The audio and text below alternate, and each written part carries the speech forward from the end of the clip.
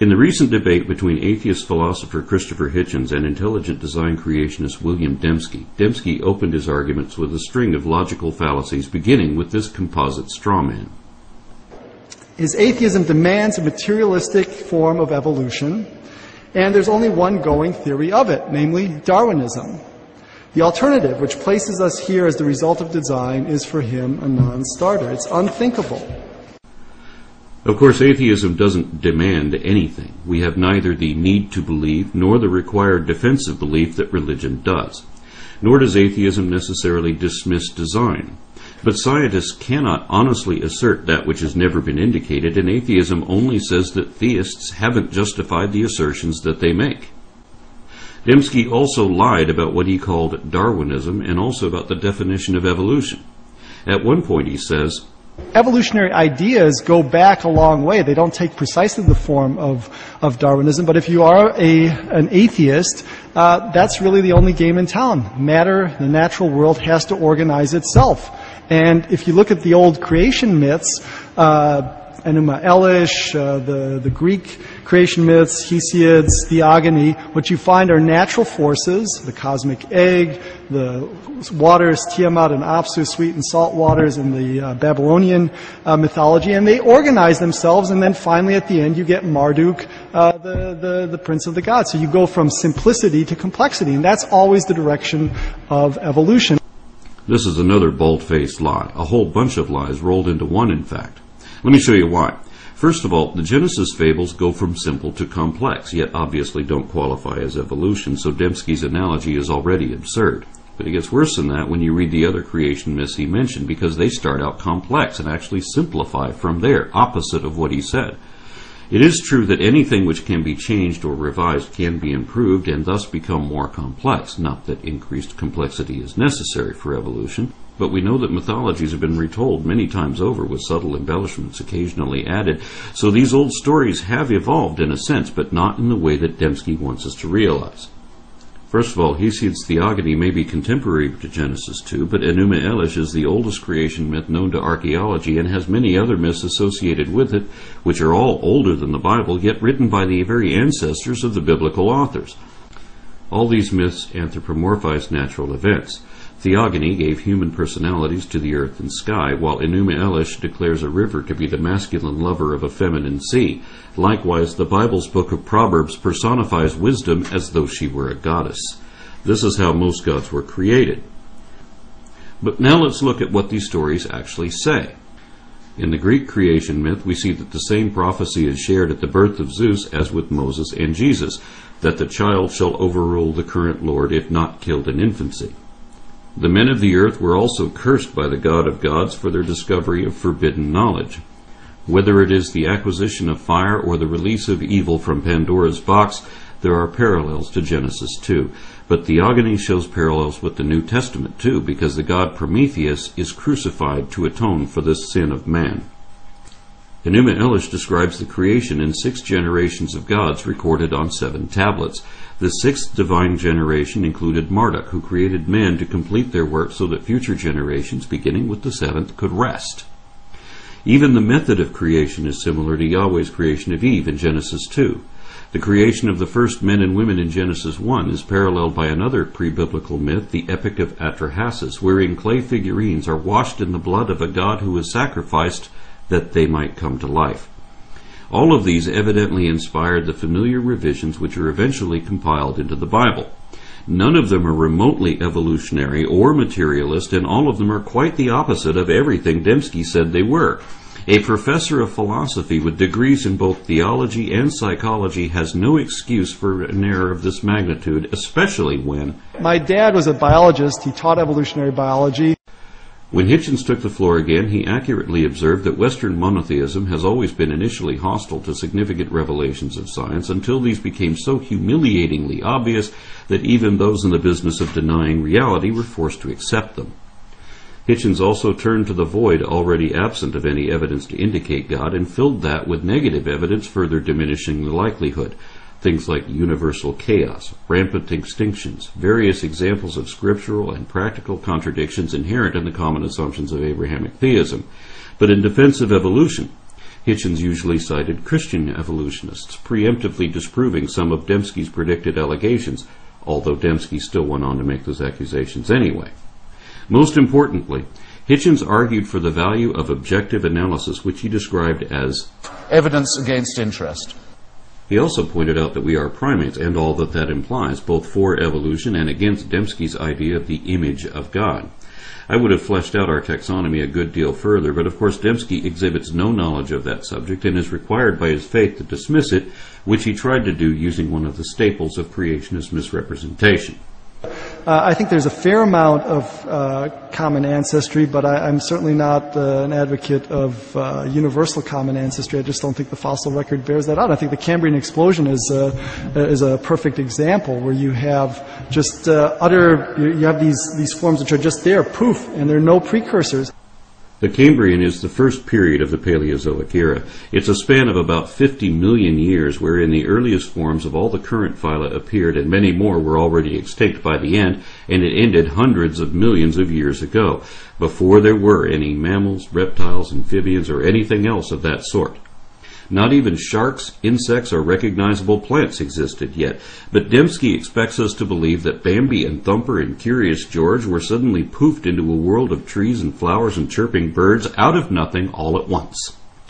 He believes this only because his storybook says so, but that is not what paleontology shows, and he knows it. Very few Cambrian fauna still look like their modern descendants, and most of the rest died out since then, and some were so alien to our time as to defy classification. There were even some macroscopic animals who seem to have gone extinct before the Cambrian explosion. How is any of that either inconsistent with evolution or supportive of intelligent design? How is it that animals as complex as trilobites and brachiopods could spring forth so suddenly, completely formed without a trace of their ancestors in the underlying strata? Trilobites are the earliest members of a clade which today includes horseshoe crabs, scorpions, spiders, mites, and a handful of other horrors, none of which yet existed in the Cambrian, or they existed but were not yet fully formed. All these groups were derived during the Cambrian, along with Eurypterids and aglaspids, earlier xiphosaurs with a dozen or so eyes on their tails of all places, and many other crazy things which survived that age, and all of them are found in a chronological sequence implying stages of development from trilobites. Even if we forget about all these subsequent or descendant groups, the family of trilobites alone eventually grew to include roughly 15,000 species, and those are just the ones that are still recognizable as trilobites. Yet all of them were already gone millions of years before the first dinosaurs appeared. How is that inconsistent with evolution, or indicative of a divine design? And incidentally, trilobites do have Precambrian precursors in the underlying strata. It's a not quite trilobite, not fully formed. It doesn't even have eyes yet. So Dembski is definitely lying when he tries to cite the Cambrian explosion as either a challenge to evolution or indicative of design, and he can't pretend not to know better because... I was raised in a largely secular home, a biologist father who taught evolutionary biology. Ultimately, Hitchens hit Dembski with one of my favorite questions, wherein he lists some of the other facts of evolution and cosmology, which we can actually prove to be true of our position, and challenged his opponent to do the same. What is true of your view? Of course, Dembski had no way to answer this question, so he ignored it too. He quite wrongly assumed that Hitchens' rejection of God was a result of accepting evolution. As I have already shown, this is the first and foremost of the foundational falsehoods of creationism. Dembski based his entire presentation on his own rejection of evolution.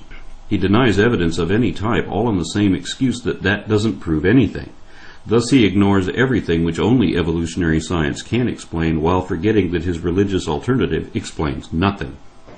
Note that the full positive case for God's existence can and should be fleshed out. Typically, such a case flows from critical reflection on the big questions of life. Why is there something rather than nothing? Where did we come from? Where are we going? Why should we take morality seriously? Why is the world comprehensible to our minds? Why does mathematics, presumably a human invention, have such a precise purchase on physical reality? Each of these questions can, in my view, be answered better within a theistic than an atheistic worldview. But of course, religion doesn't answer any of these questions with any measurable degree of accuracy like only science can, and in my view, cosmology and evolution do a better job of that in each of the cases he mentioned. Dembski claimed to have ample evidence of his intelligent design alternative, but failed to list any of it. He seems to think that complaints about evolution, misunderstood and misrepresented, could somehow count as evidence of miraculous creation. He criticized Hitchens' skepticism, but gave no explanation why the audience should assume the same conclusions that Dembski does, nor could he, since he admitted in the debate that his own conversion was based on emotion rather than evidence. And without presenting any evidence at all, Dembski said that his argument had somehow already established the existence of God. But all he did was assume God, and assume that everyone else assumed the same thing, without reason, since he had none to give. Neither did he refute any of the points Hitchens actually made, either on stage or in his book, yet he claimed to have just done so while we were watching.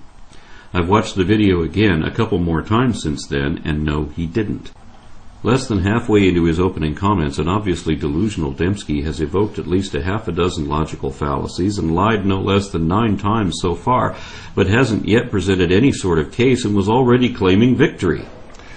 I know what you're all thinking. Since the evidence for evolution is so underwhelming, and since Hitchens has hitched his wagon to evolution, shouldn't he now be ready to abandon evolution and consider the existence of God? The one thing Dembski did make clear, albeit unwittingly, was that his position was based on circular arguments and assumed conclusions, left unquestioned. Because even if his critiques were all correct, they still wouldn't imply a divine designer, and whenever we do not yet know the real explanation, we cannot simply throw up our hands and say that it happened by magic. But this is what Dembski expects us to do. His argument depends on an absurd, false dichotomy, and it only deteriorated from there. Hitchens started off very slowly, but picked up steam as things progressed. I feel suddenly combative and engaged. While Dembski seemed increasingly weak, confused, even discouraged with how indefensible his seemingly unexamined belief obviously is. Soon he added equivocation to his list of logical fallacies already in play, and ultimately tried to project his own faults onto an opponent who will not share them. Hitchens exhibits a very selective concern for truth. What seems to matter most to him is not whether a claim is true, but whether it makes a good stick to beat religion. Change the last word of this lie, and Dembski is describing himself. In short, Dembski's comments were entirely empty, yet the audience of this church sometimes applauded him anyway, especially when he praised his sickness as though it were the cure. Dembski apologized for the evils ordered or condoned by God throughout the Bible, but failed to realize the obvious implications of that. In the end, he even lamented the fact that the Bible was written the way it was, and admitted that he only accepted the whole of his dogma as a package deal. In summary, Dembski seemed to ignore every point that Hitchens had made, and made no points of his own which Hitchens did not adequately address. Dembski wasn't prepared to debate the man, but apparently only wanted to critique his book. I mean, what poisons everything? Is it religion? I would say, get a mirror and look at it. We all poison everything. That's right, Bill. And as someone with your education should know, religion is a human construct and is thus poisoned. So you're critiquing the wrong book.